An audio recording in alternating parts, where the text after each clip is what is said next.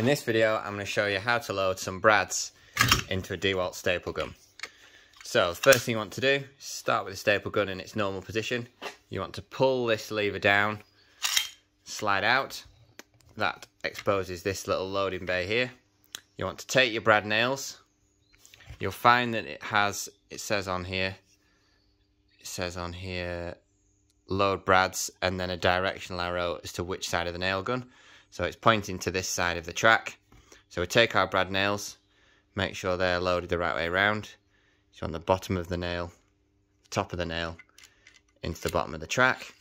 Slide that up to the front, and then as you bring this in, just keep the nails flat and get that to just slide over the top of the brad nails, and that'll click in.